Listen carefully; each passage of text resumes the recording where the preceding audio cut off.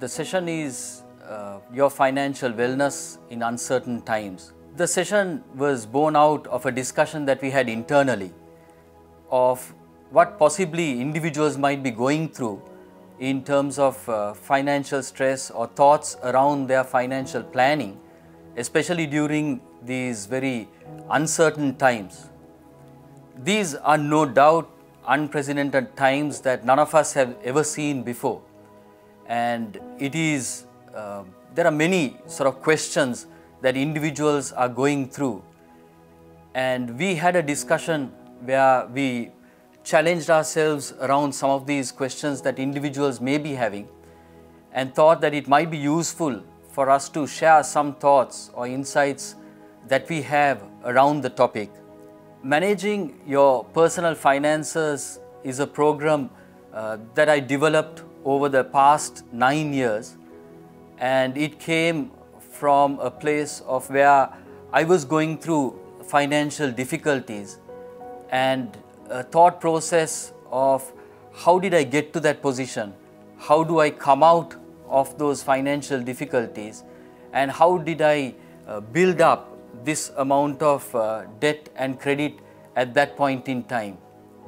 So what I did was I first thought about the amount of credit that I had built up and how do I come out of that and create a pathway to sort of build financial resources or a plan to come out of that financial condition. Having laid out that plan, I then sat down and thought through in terms of the thought process, the actions, the activities, the various decisions, life circumstances that led to that particular situation in my life. And having sort of found solutions around it, I then wanted to share that experience with others just to make sure that if there is something in the experiences that I have gone through, and if there is some learning that I can share and help other individuals to not go through the same path, to not make some of those same challenges or mistakes, whatever we want to call it, during that period of time. And if there is some change that can be impacted, then I wanted to share that lessons with other individuals. So I looked at that content, I sat down, I thought through, there was a lot of self-reflection, introspection during that period of time. And I built up a content that I could then take out and share. And I used to get in touch with corporates, other companies, working with their HR functions and only running through the HR function. There were like programs that I used to conduct for very small groups of 25 to 30 individuals, where a half-a-day program I run through the various aspects of an individual managing their financials, what sort of solutions there are out there, and then coming to the topic of retirement planning and various other aspects that are connected to an individual or an individual household managing their personal finances. It was well received, and especially I remember in one particular instance where we had to repeat the program because individuals felt that it was not just for those individuals in the company, but they wanted their spouses also to go through. And therefore we repeated the program for couples, husband and wife, running through the program on a half a day. And because I was running it in my personal capacity, I used to very strictly do it on weekends so that it does not impact the office and the work that I was involved in. And at the same time, I did it on a very strictly no charge, no fee basis, so that the objectives of running the program were never compromised. If one were to sit back and think about the topic of how do you manage your personal finances, if you were to check on the web, surf the web, you will come across many websites, financial institutions who would be promoting their products, financial solutions. You'll come across sites that provide budgets and budgeting tools. There would be sites that talk about the dangers of credit and being in debt. But my personal experience of going through the thought process is, say if I take the topic of budgets, budget is a tool, and like any tool, it is only effective, it is only useful to the extent that the individual who is using the tool is able to use it effectively. So the budget in itself is not able to provide the solutions or provide the ability for an individual or a household to manage their personal finances. It's a useful tool, no doubt, but it's not an end in all. It's not gonna solve the issue, because there is a thought and a process that actually starts before that budgeting process.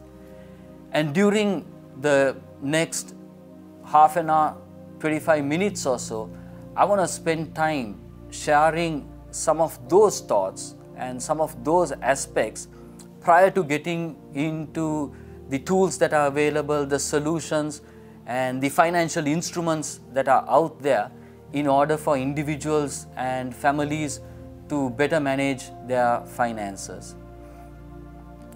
Let me start off by just laying out what the next 1 hour is not going to be about. Right? It's not going to be all about budgets. We will be definitely talking about a financial plan, financial planning, about inflows, about outflows and how you plan for them. But it's not all about budgets. When you generally think about financial planning or how do you manage your personal finances, one thing that tends to come top of the mind for individuals is, does that mean that I can't spend now? Does it mean that I've got to cut back on everything? Does it mean that I need to be stingy, like a Mr. Scrooge? Definitely not.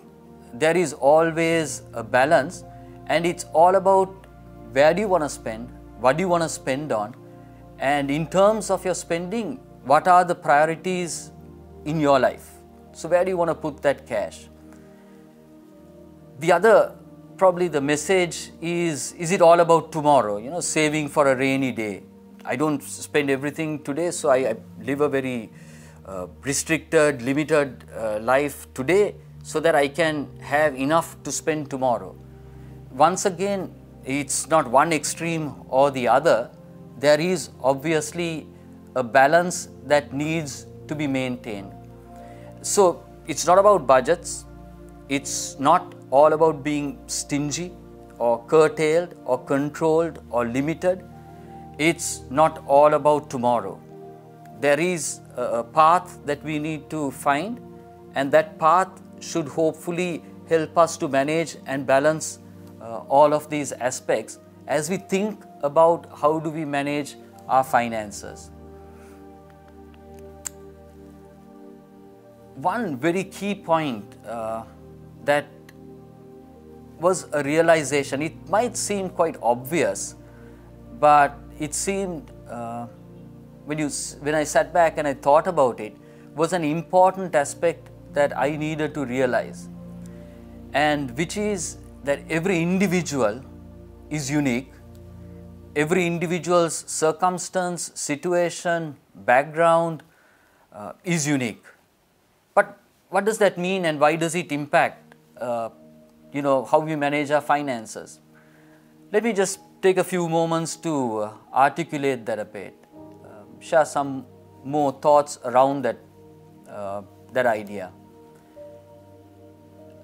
If I was an individual and if I came from a very rich background, and if there were adequate capital assets, if I was given a house, if I was given a car, if I had enough bank balance because I inherited that, then I can do a job, I earn an income, and all of that income is for my spend.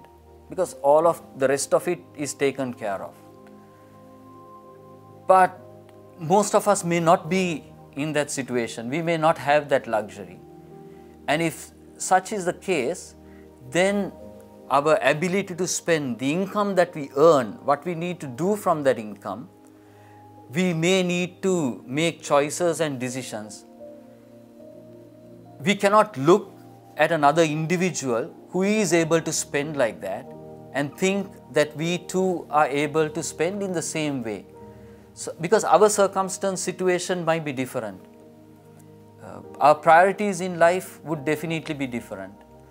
Our dependence, we may be supporting other individuals in our family, and therefore there would be other demands on the income that we generate each month.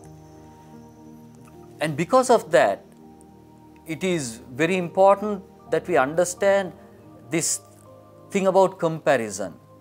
So and so is spending like this, so I also should be able to spend like that.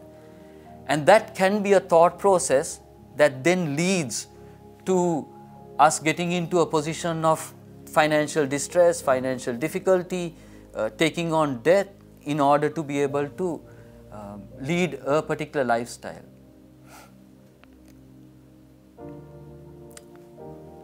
If we think about expenses, expenses are a result of lifestyle.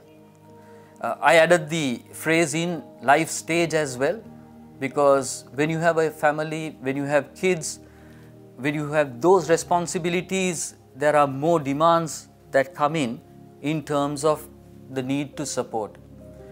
But if I just stay on this in terms of that expenses are caused, are driven, are a result, a consequence of the lifestyle choices that we choose to make. I have added a few visuals in there just to stress the point, and most of this would require quite a bit of funding, quite a bit of money to be spent in order for us to be able to enjoy these items. The question is, if we are being honest and we respond to who determines our lifestyle, what are the influences on the lifestyle choices that we make? We would like to say that the choices that we make on our lifestyle are our own, that we decide and it has no influence.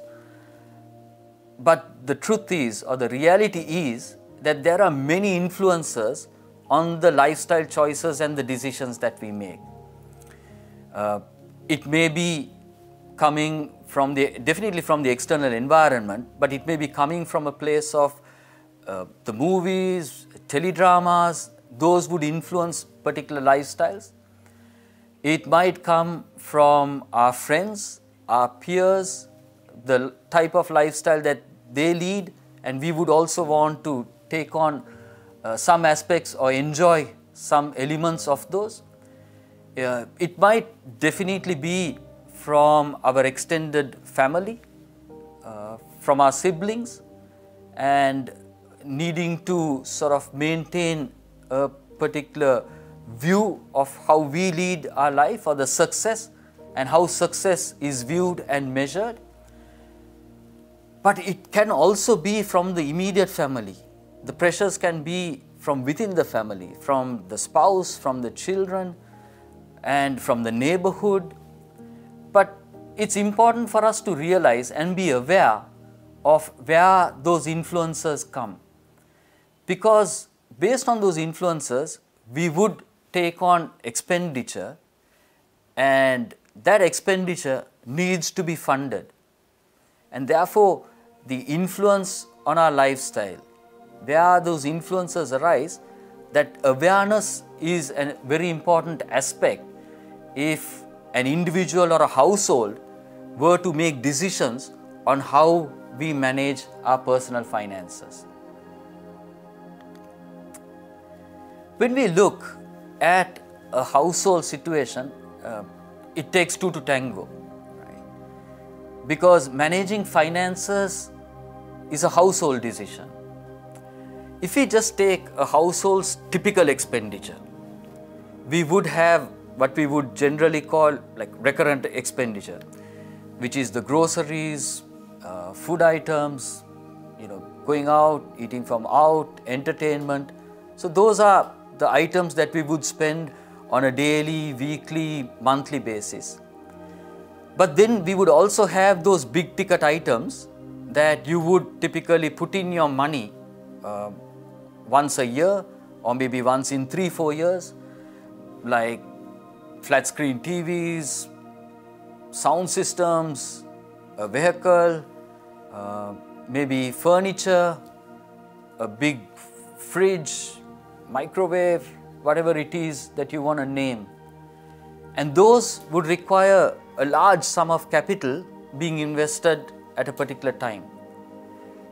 So the discussion should be who really makes the choices or decisions around those daily groceries, weekly groceries or the monthly grocery items, and where does the discussion happen around those big ticket items. So we could maybe save and be very careful in all of those daily recurrent expenditure, but with 1 or 2 choices or decisions that we make around those big ticket items, all of those savings could easily be wiped out. And it becomes very difficult if only one individual was making decisions around financial planning for the family or saving, investing, and if the other individual in the same household does not seem aligned with that thinking. And what I realized was that it's very important to have that conversation constantly and be able to be open and share and say, this is what we can afford, this is what we cannot afford to do. And that takes a discussion.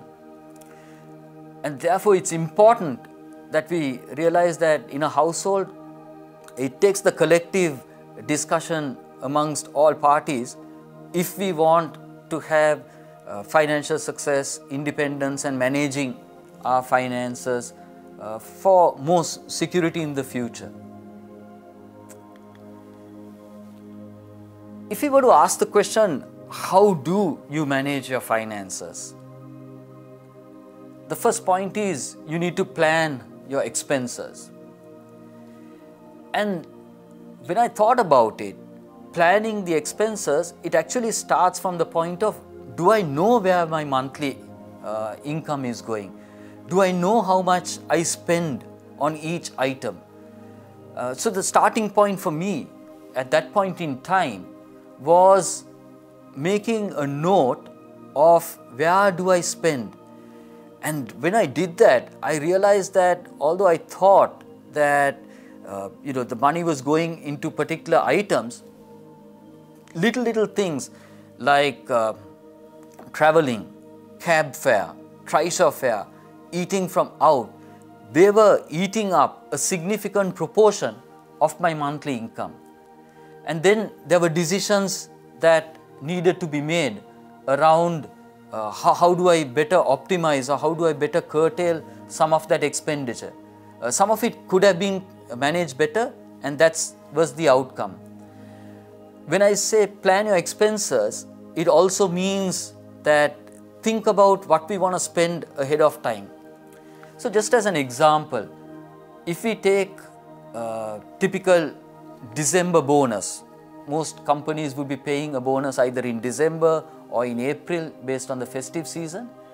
And if you think about it, even before that bonus comes to your hand, maybe 2 months before, we've already spent that bonus in anticipation of the income that's coming.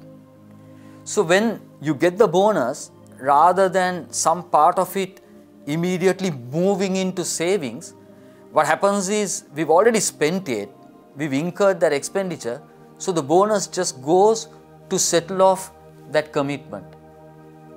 And in that sense, planning expenses is very important, because if we want to purchase something in a few months' time, and if we are able to set aside some part of money in order so that we build up the amount that's needed to make that purchase, then that helps in planning our expenditure better. One tool that I found very useful is having multiple savings accounts. So when the monthly income comes, for whatever is the monthly expenditure, there is an amount that is transferred that was used up from that particular account. There was a separate account that was kept where I would separate money for savings purposes, and once an amount was built up, at that point in time, that gets moved into a fixed deposit or wherever else I want to place an investment. So these are tools that we can use to plan our expenses better. On the slide, I've also indicated about planning our income. And you might ask, how can we really plan our income? Is it possible for an individual to plan income? To an extent, it is possible. When I talk to our wealth planners at AIA, I always tell them that they are in a very unique position because they have variable income. They, by the amount of sales that they do, anybody who is into sales, by the amount of sales that you do, you can actually influence your income. But even for those of us who are in fixed salaried employment, we can influence the amount of income. We can plan our income better by acquiring skills. I always make the statement that it is not our employer's responsibility to provide income for us to maintain our lifestyle. But at the same time, I can acquire skills. I can make my services more needed. I can make my services more wanted. And by that, I can create the demand for me to be able to ensure that I have a continuous improvement in my income. And this is especially true for those who are just joining the workforce, for those who have just come out of school and are planning to start a career. It's very important to make sure that we don't just do the qualification for us to enter and secure a job, but we make sure that we continuously upskill and maintain our skills. I come from the field of finance, and I always share with the team that in a few years' time, finance as we know it may not be in existence because the amount of digitalization, the amount of automation that's taking place, unless we also sort of move with that change in technology, that the skills or the jobs or the roles that we think are in existence today may not be in existence in a few years' time. So therefore, when I say plan your income, what we are also talking about is how do we make our skills more valuable? How do we make our skills relevant for today, but more importantly also for the future? And that's a very important aspect about also how we manage our personal finances. As in anything, there is sort of a framework and a concept around it.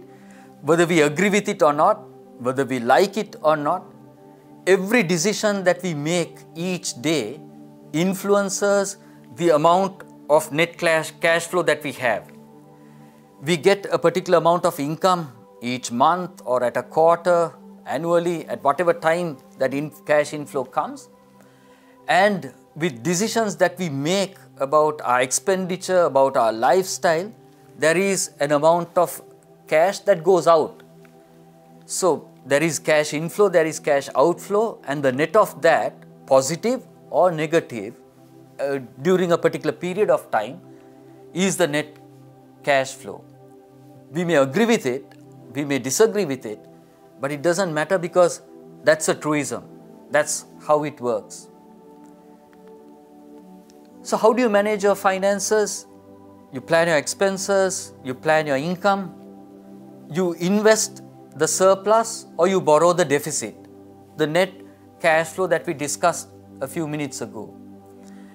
I'll come more to investing the surplus or borrowing the deficit in a little while, but right now I want to just touch on that last point that's probably on your screen, which is transferring undesirable contingent risks.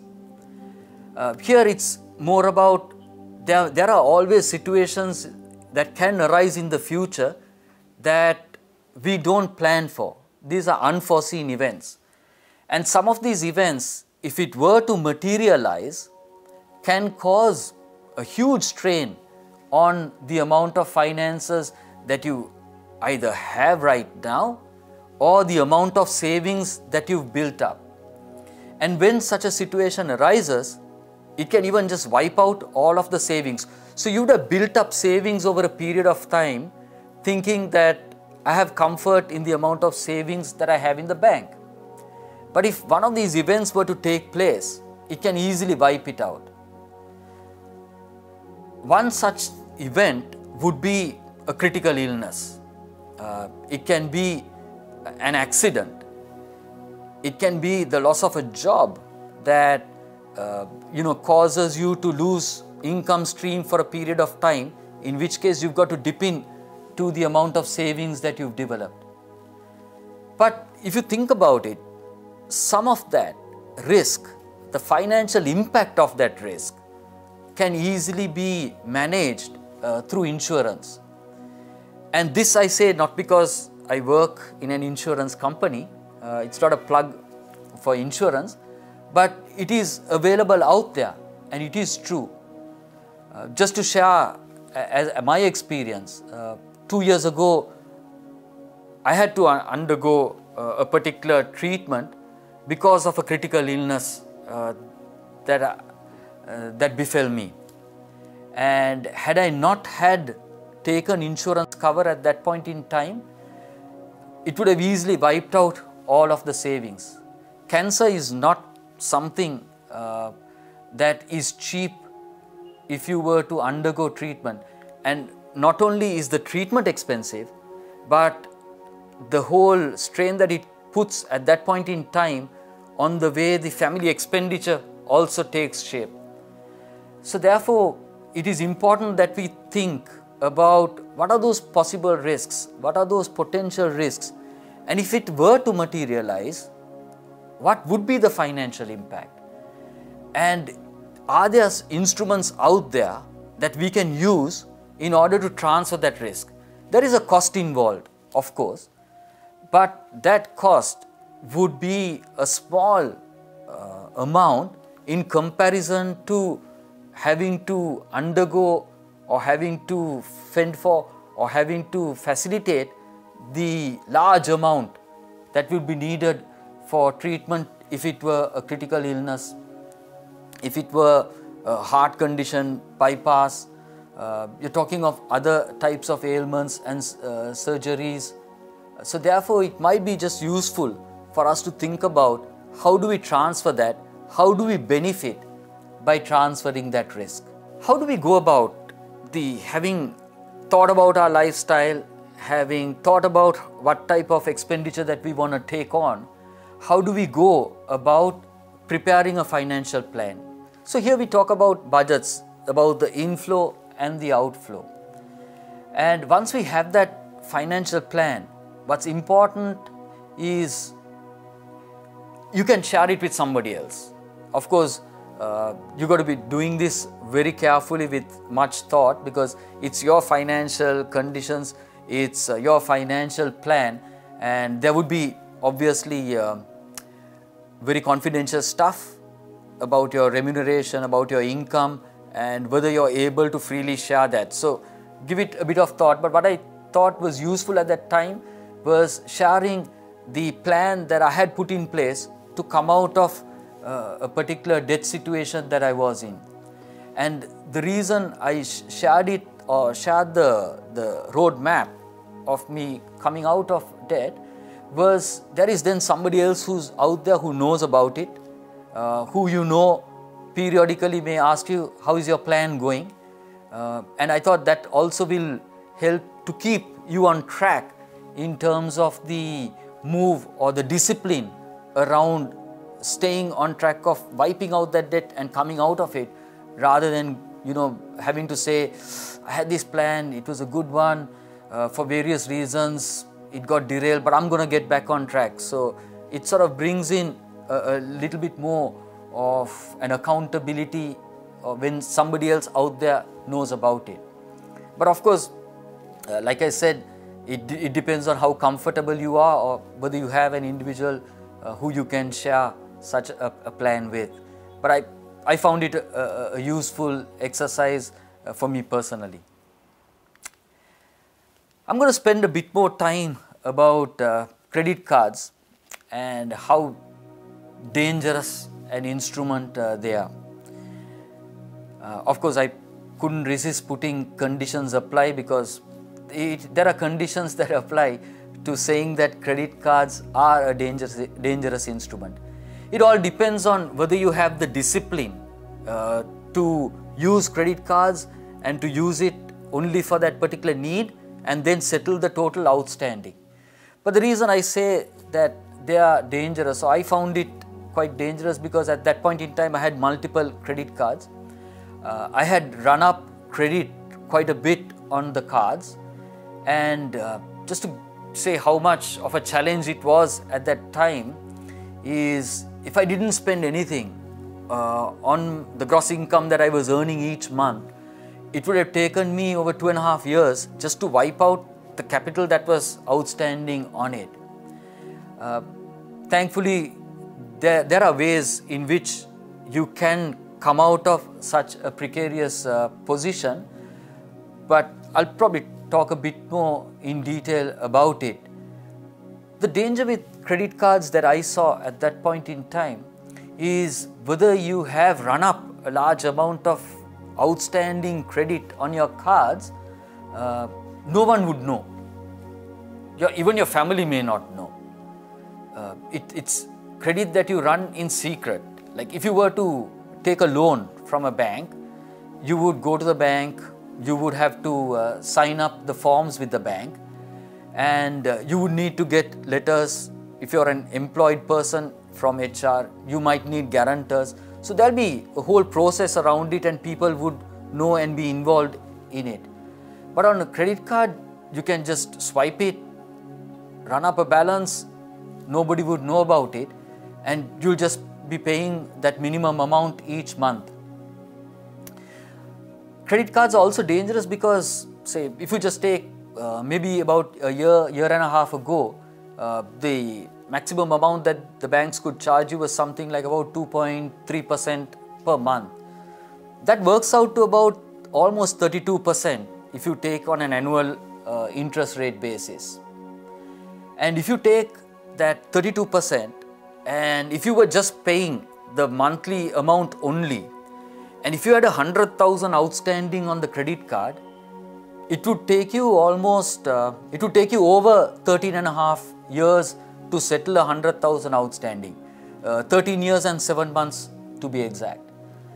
If you had 200,000 outstanding and you were just only paying that minimum 5% that is required, that would take you around 16 years or so. If you had 400,000 outstanding on the credit card, it would take you over 20 years to just wipe out that balance. So the path that I set for myself at that point in time was, I spoke to a couple of banks, I took personal loans, I wiped out the credit card, and then I was on a 5-year repayment plan on that personal loan balance. And the discipline around paying that personal loan is very important. But one thing I immediately did was I cut the credit cards and destroyed it, because I felt the danger is, having wiped it out, it's quite easy to come back and then run up debt again on the credit card. But to come out of this situation, it also required particular lifestyle changes. I had to move away from driving around in a fancy car at that point, and went into a very small, very cheap hired car that cost me very little every month. And because it was a small car, very efficient on fuel, what I would normally spend for about a week for fuel, I could run for like 1.5 months on this small car. And I used that extra cash in order to settle off the personal loan. But like I said, then that requires a whole discussion that involves the family, the wife, the kids, the friends, because you must be able to manage and come out of that situation, and those are conscious decisions that need to be made. The reason I say it right now is today if you look at where interest rates are, if you look at where personal loan interest rates are, they are quite low, and banks would be willing to give personal loans at very low interest rates. If there are outstanding balances on the card like that, you can use these current conditions that we have in order to convert the credit card outstanding, come out of that debt situation, which can be quite expensive if interest rates were to move up, and try and use the personal loan discipline in order to wipe out credit card balances. So that's a useful tool that's available right now if individuals were to make the decision on how to manage a particular debt situation that you may be facing right now. I'll quickly move on to the net cash flow, and I said the net impact of every month you get some cash, you have expenditure, and if you have a surplus, if the amount that you're spending is less than the income that you earn, then there would be a surplus, and that would add to an individual's financial position. So it seems like a big word in their net worth, but all it means is in financial terms, how much of assets do I have after I take off all of the loans and the amounts that I owe other individuals. From whatever I do every month, if I have a surplus, I can add to the amount of financial net worth that I have. If I have surplus, I can use that to pay out an outstanding loan and still improve my financial condition. If my expenditure each month is more than the income that I'm getting, then what I'm doing is I'm either dipping into my savings, my financial net worth is coming down, or else I'm taking on more and more debt, which also means that my financial net worth is getting more and more adverse. And I think this is important because if we make conscious decisions around the income and expenditure, then it would not be by default. If we would be very conscious about the amount of income, the amount of expenditure, more importantly, the amount that we are saving or investing. So just to summarize some of what I've discussed so far is we define our lifestyle, we need to acquire skills so that we make that income stream into the future more and more secure. We transfer risks because if something were to, a contingent event were to happen, then it would not totally wipe us off financially. We need to find ways of maintaining very low credit. That does not mean that credit is not good. If you were taking a loan to buy a house, to have property, and if you're taking for those investment purposes, provided that you can afford to then repay, that's fine. But here we are talking about credit that individuals typically take for consumption, for day-to-day living, to eat, drink, and live a lifestyle that really one may not be able to afford. And start saving and investing now. Hopefully we have a surplus at the end of the month, and then the question is, what do I do with that surplus? Where do I put that surplus? So how do I go about saving and investing? What I would encourage individuals is, because we are individuals and we may not be having large capital bases, it may be just looking at very simple instruments, and those instruments can be a fixed deposit with a financial institution. I would encourage, if you are investing in a fixed income instrument, typically when we say fixed income, what we are meaning is you earn your income in terms of interest rate, something that you would get at the end of the period by keeping that cash with a financial institution. What is important to also remember is that we must be pretty sure that at the end of that period, if you put a 3-month deposit, at the end of 3 months, if it is a 1-year fixed deposit, then at the end of 1 year, you must have reasonable certainty that you are going to get your money back. And for that, every financial institution needs to publish their rating. And even if I take the investments that we do for AIA Insurance Lanka Limited, we go with institutions that have a rating by Fitch Ratings Lanka. We don't invest in any institution that does not have a minimum A grade rating. Why do we do that? Because at the end of it, we must know that that institution is able to repay the amount that we have placed with the institution. And therefore, credit rating is very important. The other important aspect for us to keep in mind is the amount of interest that we get. If I had ₹1 million to invest, and if some institution out there, I'm not saying now because interest rates are very low, but for example, if I just take a few months back, maybe at the beginning of the year, and if an institution or a bank was paying me 10%, for that 1 million, I will get 100,000 in terms of income. If another institution was paying 12%, for that 1 million, I'll get 120,000. So we sometimes feel good that we're placing an investment for that additional interest, that we have been able to get more income, that we've maxed out on the amount of interest that we can earn. But what we must also ask is, for that additional 20,000, what have we put at risk? We have actually put that entire million at risk. If the institution that's paying 12% is unable to pay me that money back, then I don't just lose that incremental 20,000, I lose the entire 1 million. And that is very important for us to bear in mind. So therefore, we must know at the end of it that we are reasonably certain that we will get our money back.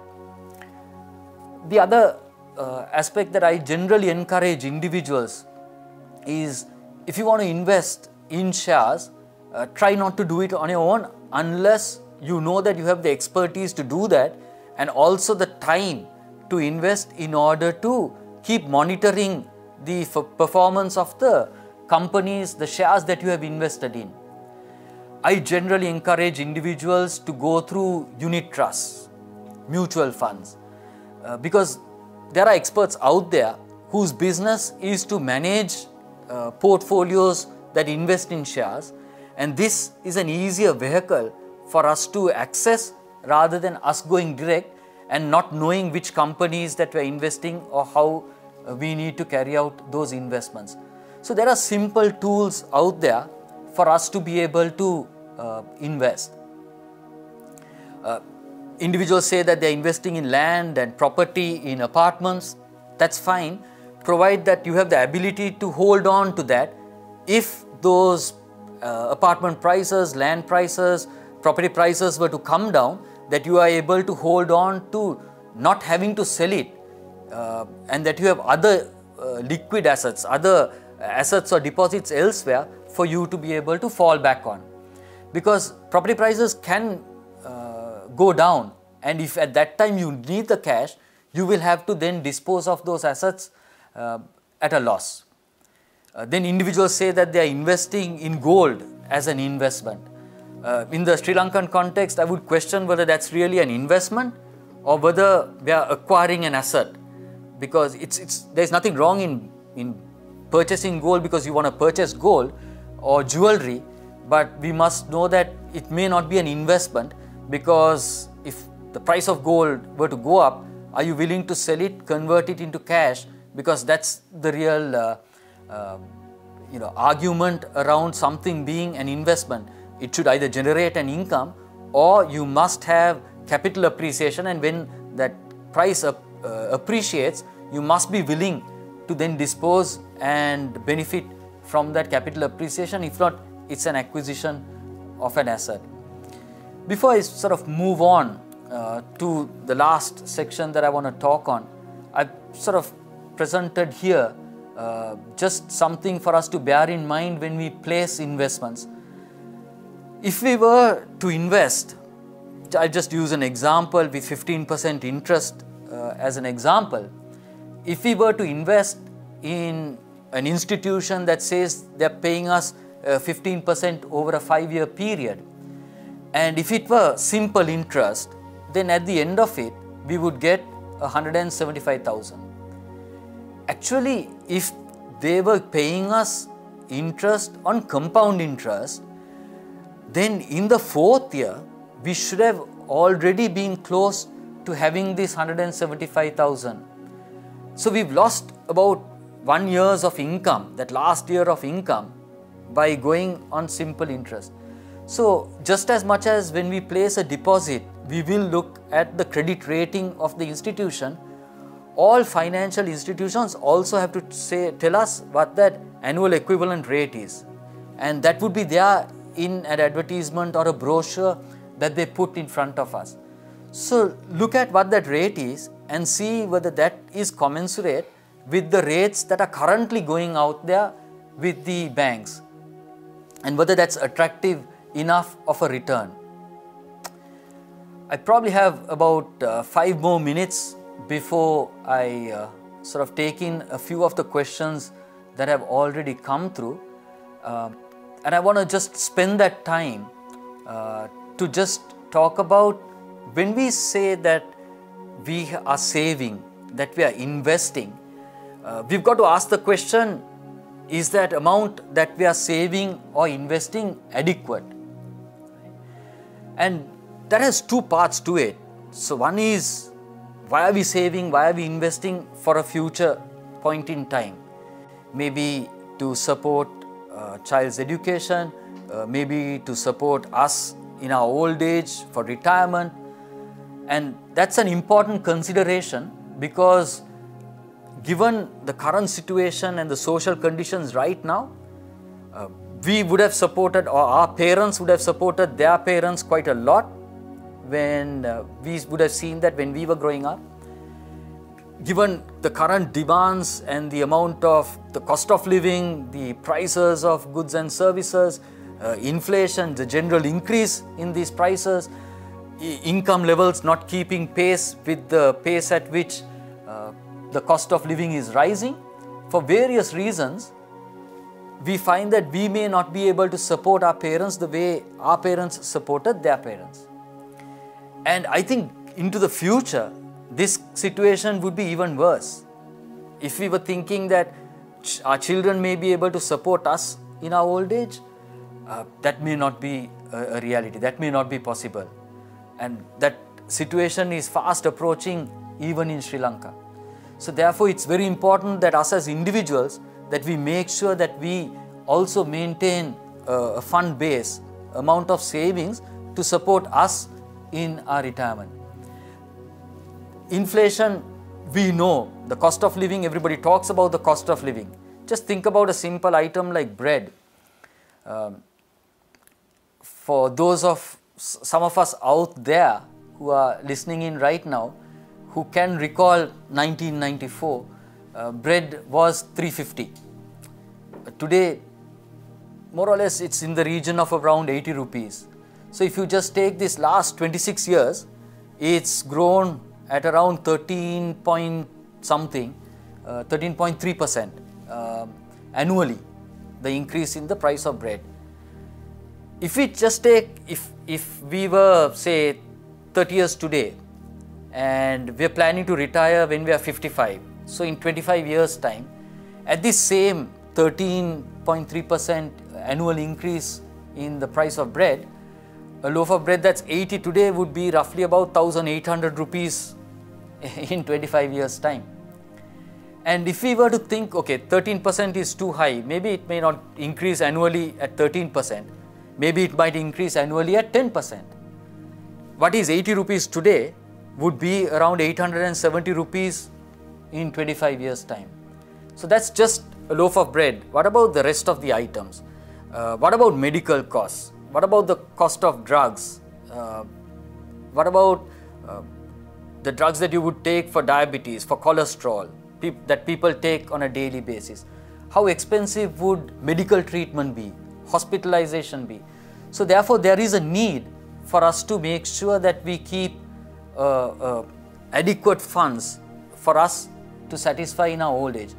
So just as much as lifestyle is important and we make those decisions, we take the surplus and we save, we've got to ask the question, is that saving enough for us to be able to build an adequate fund to fund us in our old age?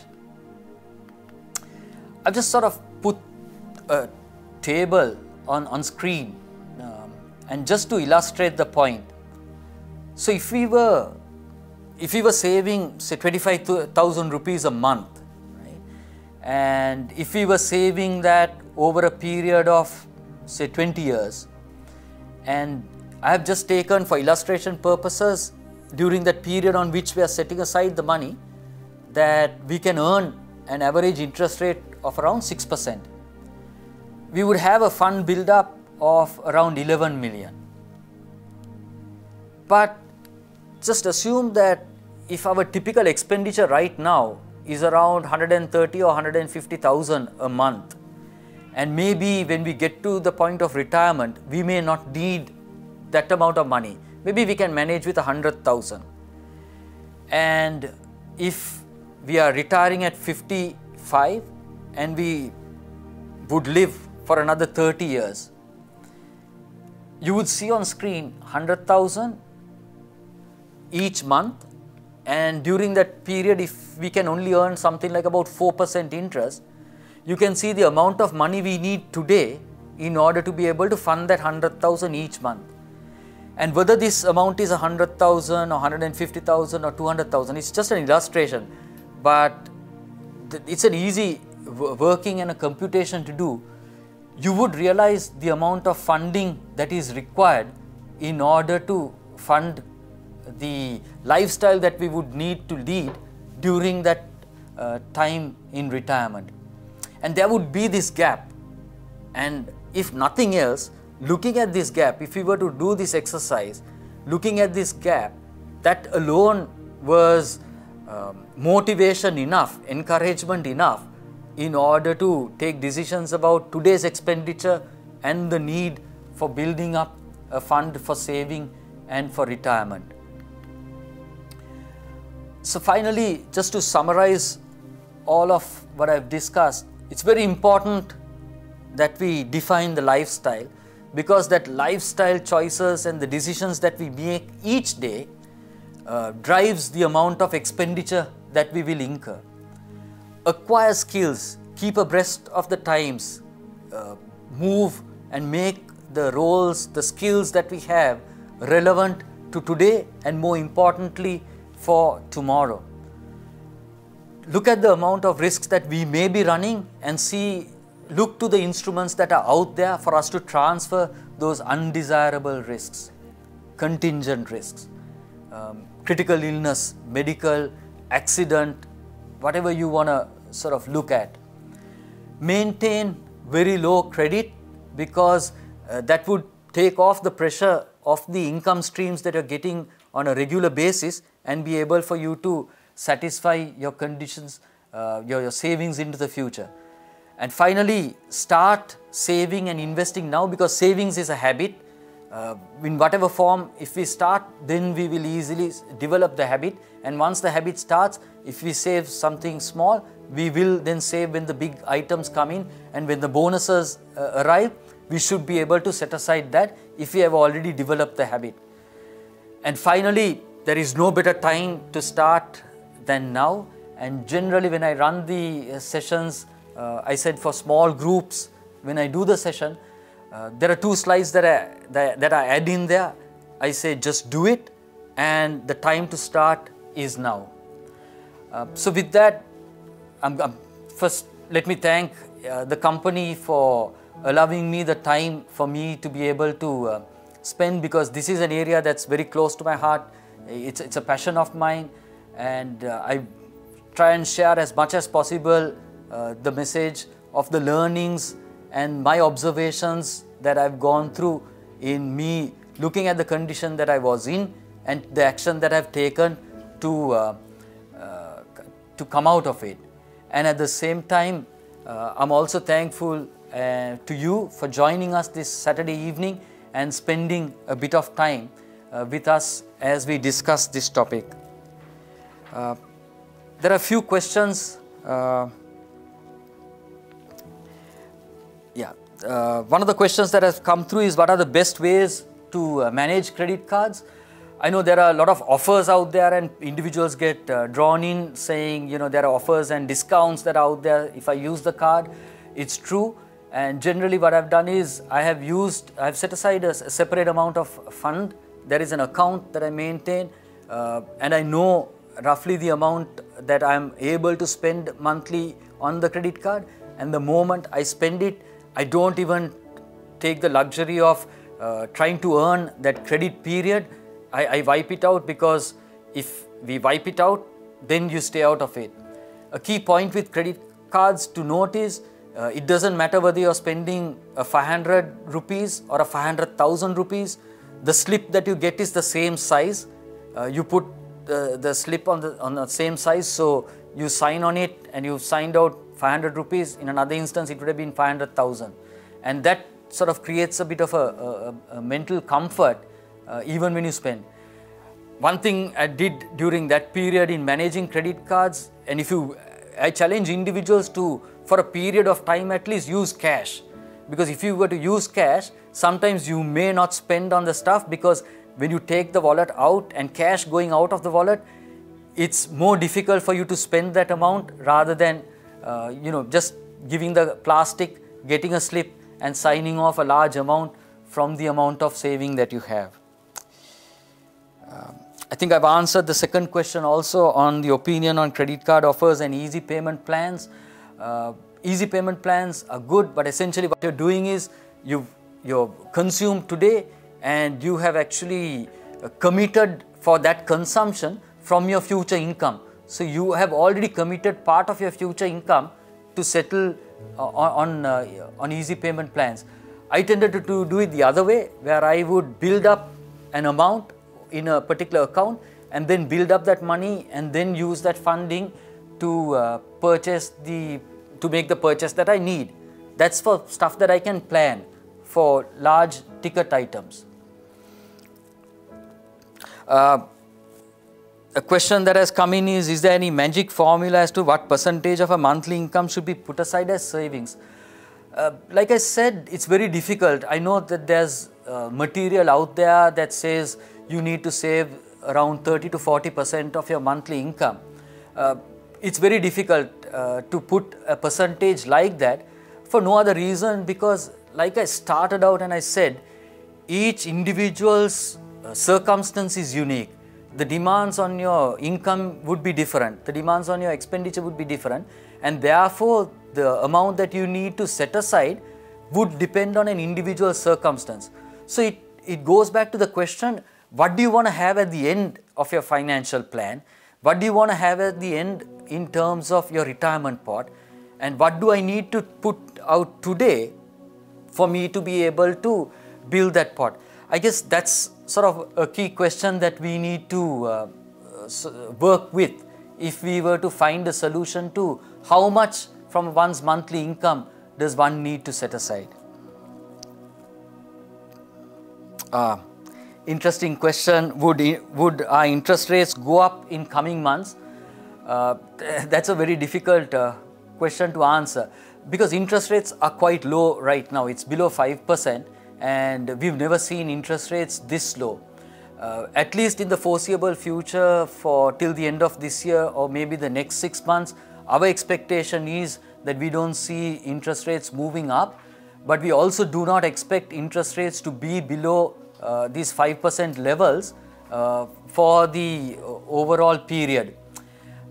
Therefore, we expect that there would be pressure, upward pressure on interest rates, and that would come towards say the middle of 2021 and beyond, because there would be some amount of pressure coming up from the fiscal side, from the repayment of debt, and it all depends on the amount of demand that corporates would once again bring back to the system once there is more confidence around borrowing and expanding the business operations. So there are those factors that are at interplay for interest rates to move up, and say 2 percentage points from here, maybe middle of the year in 2021 is a possibility. With that, let me thank you for joining this session. Thank you very much for all of those who have joined live, and thank you once again for AIA for giving me the opportunity to share this session on how to manage one's personal finances and and I wish everyone the very best in managing your finances and finding financial wellness in these uncertain times. Thank you very much.